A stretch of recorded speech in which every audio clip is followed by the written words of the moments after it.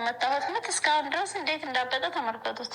አንዳንድ እንዳደፋት ነው አርጊው። እሺ እኔ ማወቅ ነው እንዴ ስራ ሁሉ ነው አርጊው ያርጊው እንዳነሳ ምንድን ነው አንተ ችግር እኔ ጋር ተነሽና አርጊ አርጊ እኔና አንሹና አርጊ አስተካክል ምን ጋር ምን ብዬ ነው ባላንቺ ጋር አቀርብልህ ቅርብ ይሰሙ አቀርብልህ ምንድን ነው እና ሰይት የሚዋልክበት ጊዜ አትምታይ። በቃ ነው ማለት ምንም እንደዚህ ጩቤ ይዞ መዞር ምን አያስፈልግም። እኔ ሴት ደመኛ አይደለሁ ነኝ እና ብላ አርጊ እንጂ አንተ ጨምር ያልበላም በቃ ምን ሽሮ እንደሰራሽ ይሄንን ምን ያልሰራሁት ልጅቷና ታሞኛል ነው እንዴ ጭራሽ ሌላ ሰው የሰራውና ምግብ ነው በላ ነው ምን እንዳደፋት ነው አርጊው። እሺ እኔ ማወቅ ነው እንዴ ስራ ሳዲ እንግዲህ ዛሬም ቁዝም ብላ መታለች። አላህ ይድረስልሽ፣ ፍትህ ለሴቶች አላህ መፍትሄውን ያምጣና። ሰላም አለይኩም ወራህመቱላሂ ወበረካቱ። እንደው ሚሊላ እምነት ተከታይ ሰላም እንዴት ናችሁ? ወዳችሁ ማከብራችሁ ስለምታበረታቱኝ ጀዛከላ ከይር ጀዛ። እንግዲህ ሳዲና አሊን እንግዲህ ይዤላችሁ መጥቻለሁ። ዛሬ ለቀቁት ቪዲዮ በጣም ነው የሚያሳፍረው።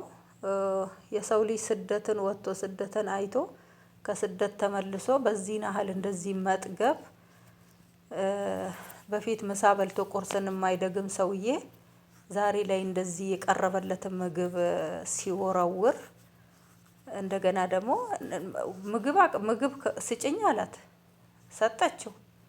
እንዴት አሞኛል ምግቡን እኔ እንዴት አንቺ አልሰራሽም? እንዴት ሌላ ሰው የሰራውን እበላለሁ? እንዴት ጠገበ? ወላሂ ለአዚም አሁን ይሄ ሰውዬ ኢትዮጵያ ውስጥ ነው ያለው። እንዴት ሌላ ሰው የሰራውን ምግብ እበላለሁ? ነይ ወጥ ጨምሪልኝ አላት። አጠገብ ካለ ቀራርቧል ጨምረ ብላ ተነሽና ጨምሪልኝ። ሊመታት ተነሳ።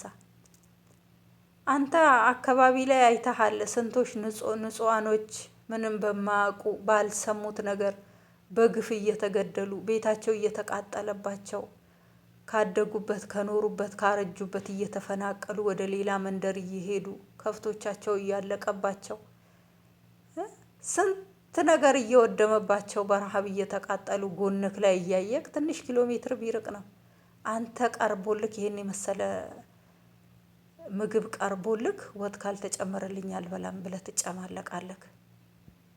ልብስክ እኮ ቢፈተሽ ቅማል አይጠፋው። በዚህ ናህል መጥገብ፣ በዚህ ናህል ልብክ ማበጡ ማለት ነው። ምን አለ ወጣ ብለክ ስንቱ ተርቦ ነው የኔ በየመንገዱ ቤት ላንኳኳ አገኛለሁ አላገኝም፣ ይሰድቡኛል ይሰጡኛል እያለ ስንቱ ይሳቀቃል። ግን አንተ ኢትዮጵያ ውስጥ ነክ ያለኸው። ወይ ጥጋብ ወላሂ ለአዚም የኛ ሰው እኮ እንደው ወላሂ አንዳንድ ጊዜ እኮ እንደው ለኛ ጥጋብ አይገባንም እኮ ወላሂ ረሃብ ነው የሚሻለን እኮ ልካችን የሚያስገባው ማለት ነው።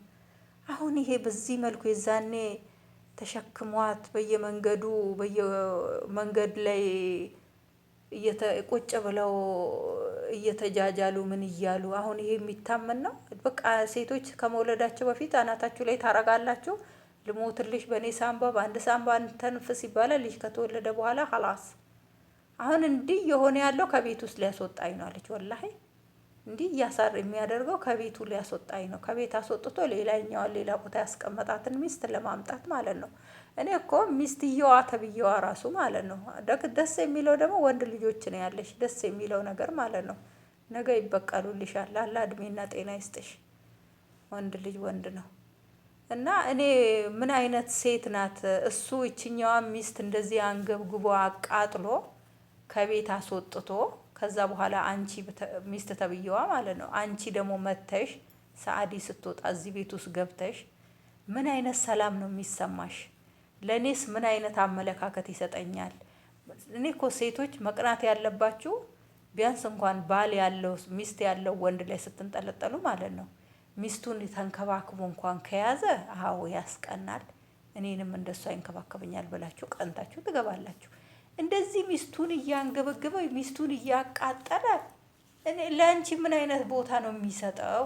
እኔ እኮ የሚገርመኝ አንቺ እሷ እንኳን አብራ የኖረችው ለረጅም ዓመት ነው። አንቺ ምን ያህል እድሜ ነው አብረሽው የምትኖሪው?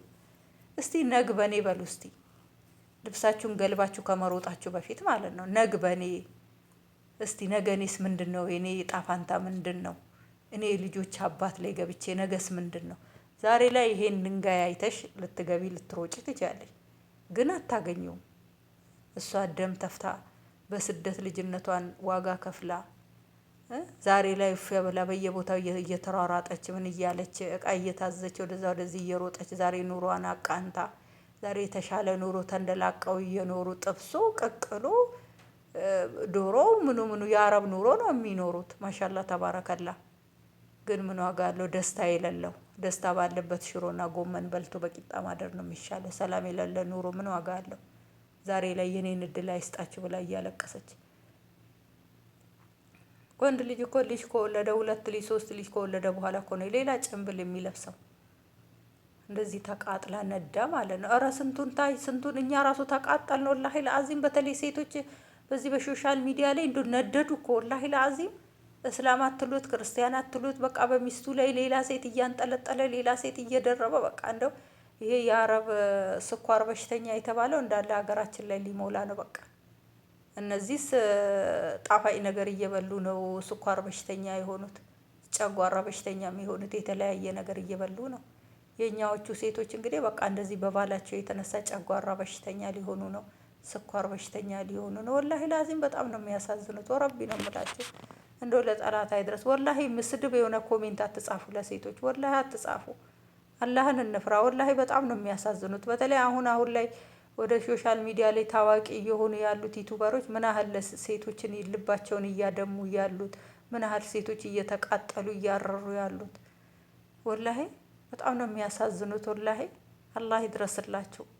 አላህ ደግሞ እነሱ በእናንተ ላይ የሚጫወቱትን አላህ የእጃቸውን ይስጣቸው።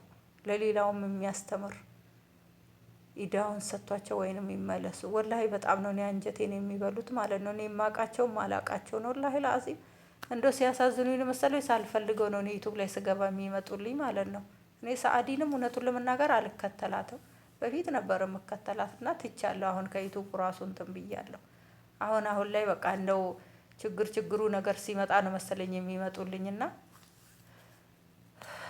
ለማንም ሰው መጥፎ ህይወት አይስጠው። ለማንም ሰው የሚያሳዝን የሚጎዳ ህይወት አይስጠው። ለሁሉም ሰው ደስተኛ የሆነ ከመጀመሪያው እስከ መጨረሻው ያማረ ህይወቷ ደስተኛ የምትሆንበት በቃ ይሄ ጎደለኝ ይሄ አነሰኝ የማንልበት አላህ ደስ የሚለውን ኒዕማ ያለውን ኢማን ያለውን በረካ ያለውን ለአላህ ብሎ ተዋዶ ለአላህ ብሎ የሚጠላላ ሰው ትዳራችንን ያማረ አላህ በረካ ያረገበትን አላህ የገባበት በእድሜም በጤናም በደስታም በኑሯችሁ በትዳራችሁ በህይወታችሁ ሁሉ አላህ ጣልቃ ገብቶ ህይወታችንን የሚያሳምርልን ያደርግልን። አላህ በስደት ላይ ደክሟችኋል፣ ዋጋ ከፍላችኋል። አሁን ደግሞ ዋጋችሁን በደስታ የሚመለስላችሁ ነው ብሎ ደስተኛ የሚሆኑ በተለይ ከስደት የገቡ እህቶቻችን ወላሂ ክፉ አይንካቸው። ዓለም ዳር ዓለም ጫፍ ላይ ያሉት በስደት የኖሩት እህቶቻችን ወደ አገር ሲገቡ እንደ ልጅነታቸው ተመልሰው ደስተኛ የሆነ ህይወት ይስጣቸው። አላህ ደስተኛ ያደርጋቸው። ወጥተው ገብተው የሚደሰቱት አላህን የሚያመሰግኑበት በሰሩት በለፉት እጥፍ የሚያገኙበት ክፉ ነገር መጥፎ ነገር የማያየን ሁላችንም ደስተኛ የምንሆንበት በሰው ሀገር ተቃጥለን ደክመን ሀገር ገብተን ደግሞ እንደዚህ ያን ነገር እንዳይገጥመን ያ ረቢ ምኞታችን ነው የሁላችንንም። በየቤቱ ያሉትን የሚያለቅሱትንም ሁሉም ባቸውን ጥረግላቸው፣ ሰላማቸውን አብዛላቸው። ውስጣቸው የገባውን ሙሲባና ሸይጣን አላህ ወይ አንተ አንሳላቸው። ሰላማቸውን የድሮ ሰላማቸውን መልስላቸው። እሱ እስከሚመጣ የምትጓጓ ቤት እስከሚደርስ የሚጨነቅ ሲወጣ ሚስቱን የሚናፍቅ ሲወጣ ባሏን የምትናፍቅ